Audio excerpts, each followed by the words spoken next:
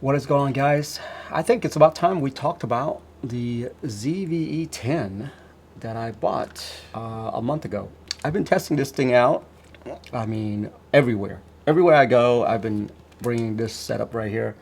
And also along with my Sigma 16mm f1.4. By the way, if you've gotten one of these, any APS-C camera from Sony, recommend the Sigma 16mm right here.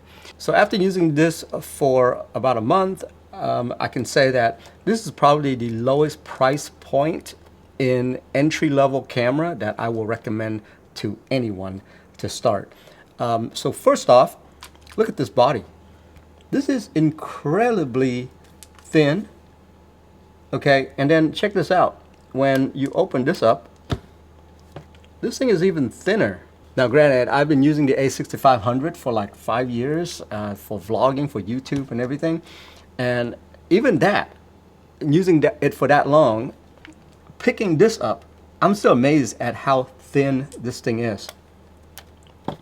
I mean, I can't believe the amount of tech that they cram into it. Look, I mean, this right here can only hold probably the sensor. By the way, I use the hot shoe quite a bit. And also, I'm glad that they took the little eyepiece, the EVF, I think that's what they call it. I'm glad they took that off because I really don't use it because I mainly shoot videos. So let's get into the nitty gritty of this, okay? You know, you're watching this because you're like, should I get it in 2025? And I would recommend you, yes, get this if you're entry level, just starting out, trying to figure out what you really need. Anything below this, it's a fixed lens, right? You're not getting the removable lens. So I would say that this is probably the lowest price point that I would recommend anyone to for entry level YouTube content makers because of the removable lens. With this removable lens, it opens up so much content, so much different type of content that you can shoot. So this 16mm right here, once I put this thing on, look, the lens is so big compared to the camera, but this lens is incredible. Anyway, this 16mm right here, it will help me get super close range on a product when I'm shooting products. If I need to, I can pop in a 50mm, something like that. So much more opportunity with a interchangeable lens versus the fixed lens. This is not an ideal setup for low light, in my opinion.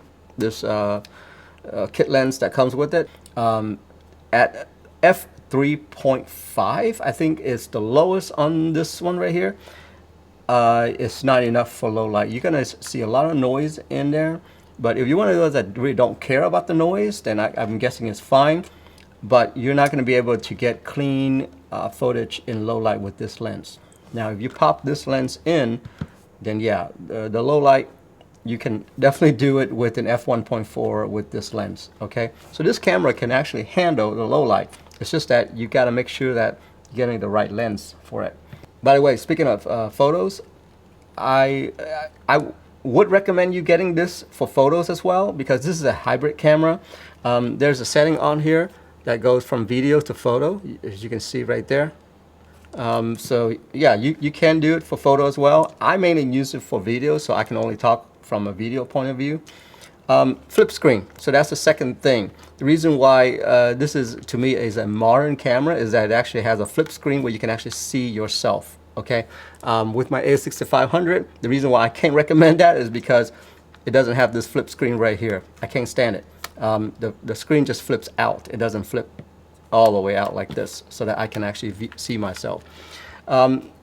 It's awesome, by the way, trying to vlog with this, like talk to the camera while you're doing this. It's just amazing. If you're shooting vertical content, I think it's one of the best way to shoot right now is something like this, where you just vlog. So speaking of vlogging, that's the next thing that I want to jump into. If you are considering getting this camera for talking to it, like vlogging or doing products like the way I am, this is what I would recommend right here. Go out and get yourself a DJI Mic Mini right here. So you would get this setup, DJI Mic Mini setup right here. And then there's also an extra module that you need to buy. This is one that is fairly inexpensive, this little module. It's from DJI as well. But what it does is that it goes on the top right here of the camera, of the hot shoe right there. This is the reason why I'm so glad it came with the hot shoe. And then this little transmitter, USB-C, plugs into it like so. And this is the setup that I have been shooting with right here. And then here's the mic. You just attach the mic to yourself, and now you turn it on, and voila. This has been my setup right here for vlogging, guys, and it's pretty incredible.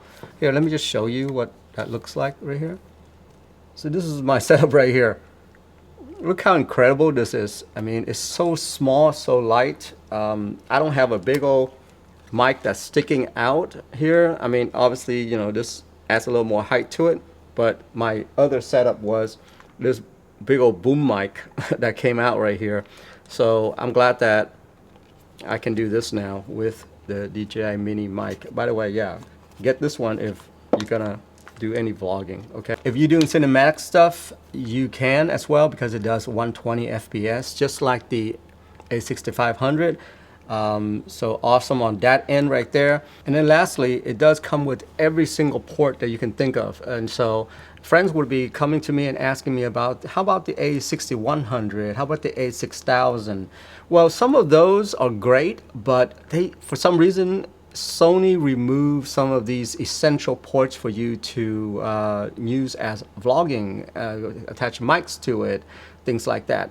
Yeah, they've removed a lot. Here you have everything. You have the mic port, which is super important.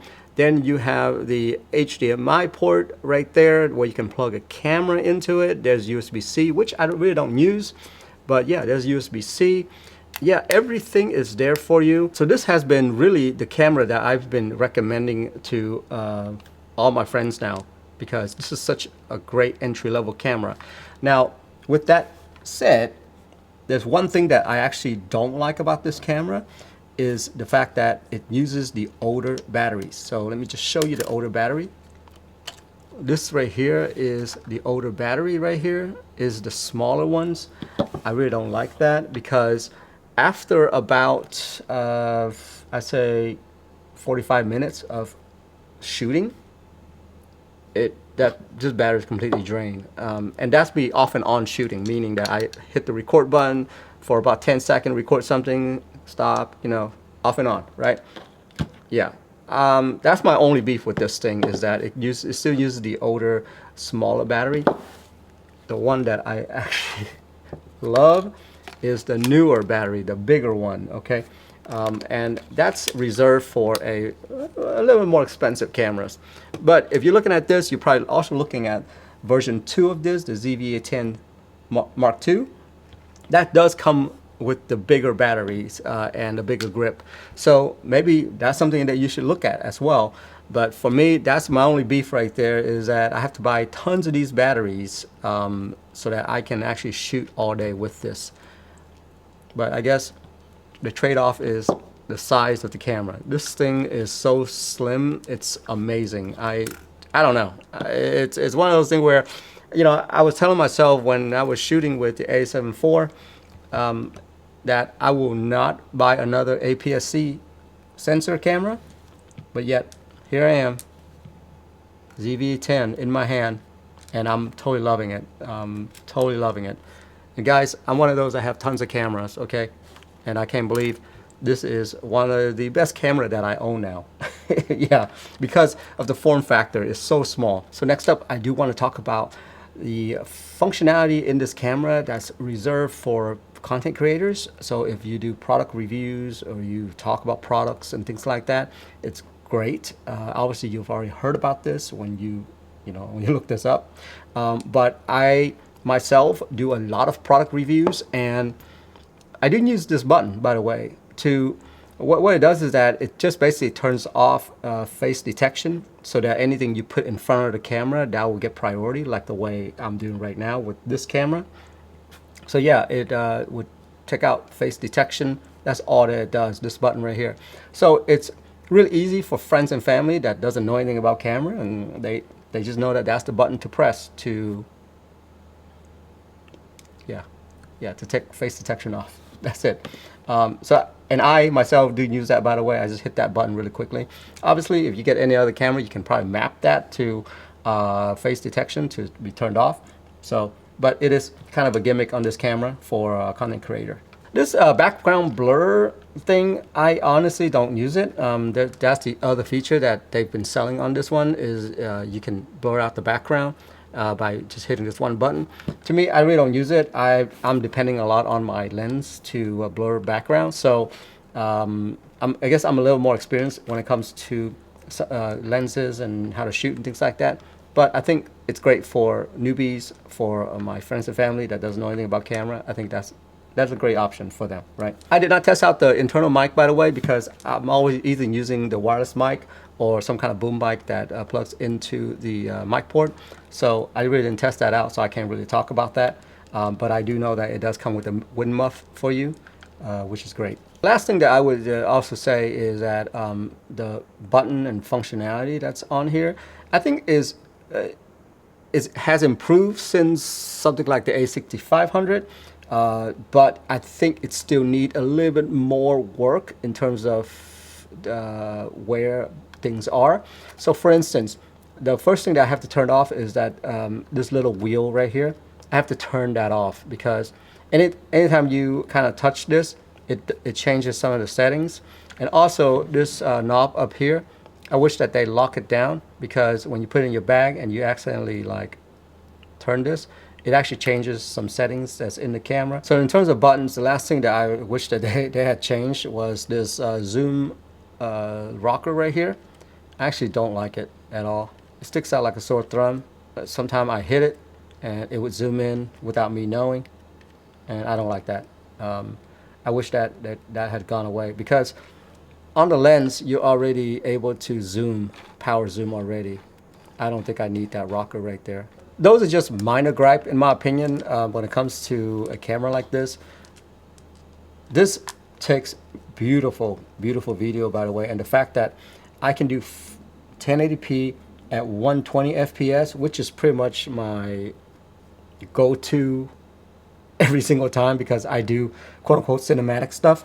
Yeah, this thing can handle it without a problem. All right, so other thing is the overheating. I know that there are some complaints about how much this overheats. My shooting style is that, like I was saying, I would press the button, record about a 10-second clip, then turn it off, run to another subject, press another button, turn it off. That's my vlogging style, right? I would talk to it and then stop, talk to it and then stop. That right there, I didn't really experience that much heating issue. So I don't think it's an issue for me. But if you're one of those that just leave a camera on like this, like, I don't know, for 30 minutes, yeah, it may overheat.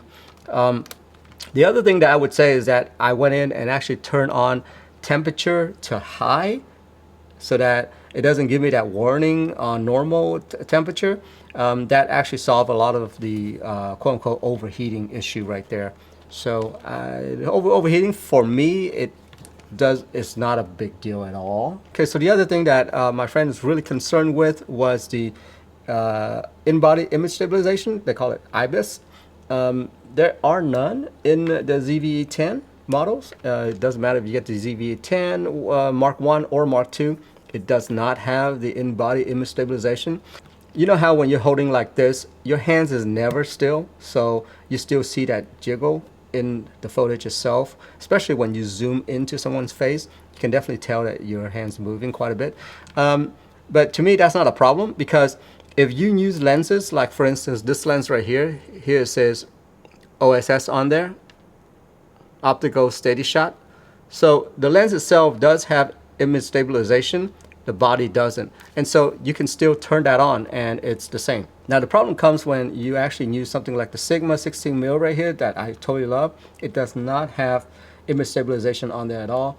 And so that's where the problem lies, is that both of these, the combo, the camera and this lens right here, does not offer any image stabilization at all. Now to compensate for that, the camera itself does have digital image stabilization. All right, so you can turn that on if you're really, you know, feeling it. But for me, I have not found a real issue with this combo right here where I was like, the footage is totally unusable. Does that make sense? Anyway, guys, so my thoughts on this is that, yeah, this is totally worth it for the price point that you're getting with all the tech that's in here. And at the same time, look at the size of this thing. I mean, you can't beat it. I can literally stop carrying around a big bag like this and actually go down to a smaller size bag like this, where I can literally throw my camera in there. Look how much room I have left still. I mean, I can throw another lens in here and I still have the room. I mean, and I think at the end of the day, that's what you really want right there when you're looking at this camera. You want a small form factor where it's not something like this. Does that make sense? Yeah, anyway, totally love this camera in terms of vlogging. I can actually go anywhere with this camera and not feel embarrassed by talking to it. I don't know how to explain it, but yeah, that's how I feel. ZV-E10 in 2025.